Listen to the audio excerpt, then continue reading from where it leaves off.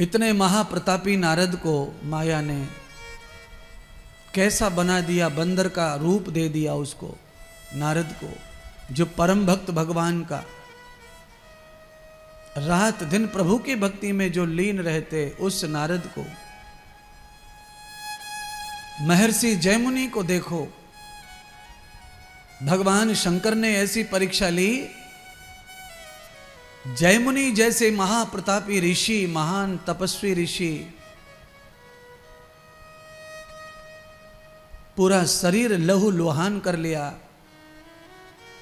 भगवान शिवजी ने स्त्री का रूप धारण कर लिया, ऋषि का मन मोहिन कर लिया।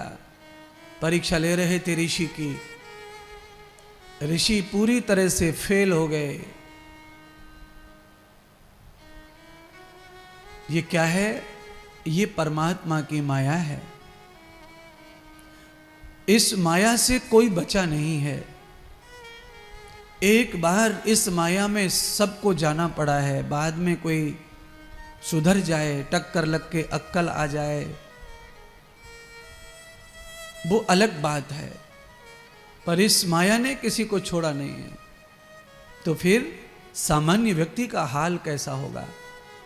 आप जैसे नर नारी का हाल कैसा होगा? बड़े बड़े योगी, बड़े बड़े तप प्रतापी, ज्ञानी ध्यानी, इस महायोगिनी ने ठग लिए, तो सामान्य आदमी का क्या होगा? कैसे जीवन बीतेगा?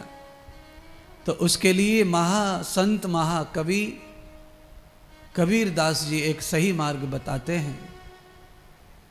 अपने पुत्र को ज्ञान दे रहे थे। पुत्र को कहा कि ये चक्की चल रही है, इसमें जो दाने जा रहे हैं वो सब पिस रहे हैं, कोई दाना नहीं बच रहा है। ऐसे ही जन्म मरण की चक्की में सारा जीव पिस जाएगा। इसलिए हे पुत्र कमाल, भगवत शरण पकड़ो। पुत्र ने देखा चक्की को खोलकर कि पप्पा की बात कितनी सच है। चक्की का पार्ट खोला, एक नीचे वाले पार्ट में, बीच में ऊपर वाले पार्ट को घुमाने के लिए खील लगी थी। उस खील के बगल में 2-4 गेहूं के दाने आ गए थे, वो पिसे नहीं। तो कबीर के पुत्र ने पिताजी से कहा, पिताजी आप तो कह रहे थे कोई दाना नहीं बचेगा, इसमें तो दाने बचे हैं। कबीर जी ने देखा कि बचे तो है भाई, मेरा सोच गलत निकल गया, पर ये दाने बचे हैं तो बचे कैसे? कबीर जी ने रिसर्च किया, तो रिसर्च में पता चला कि पाट को घुमाने वाली जो बीच में खील लगी थी, उस खील के अगल बगल में जो दाने आ गए थे, चिपक गए थे, वो दानों को पत्थर पीस नहीं पाया। तो कबीर जी ने अपने पुत्र को फिर कहा, चलती चाकी देख कर गए कबीर ठड़ियाए, और जो खीली से लग रहे उनको काल ना खाए। इस संसार चक्र को चलाने वाला जो परमात्मा है, उस परमात्मा रूपी खील से जो व्यक्ति चिपक जाता है, उसको काल नहीं खाता, उसको माया नहीं सताती। और जो इस भंवर से बचना चाहते हैं, वो खील से चिपक करके ही अपना जीवन व्यतीत करो। संसार के सब मौज मस्ती लो, पर प्रभु को मत छोड़ो, उनका ध्यान मत छोड़ो, उनके प्रति जो प्रेम है उसे मत छोड़ो, उस खील से लगे रहो। कर्म संसार में करो, पर ध्यान परमात्मा का करो। वस्तु में, पदार्थ में, द्रव्य में, संसार के लुभावने इशारों में अपने आप को झोंक मत डालो। परमात्मा को समर्पित होकर कर्म करो संसार का।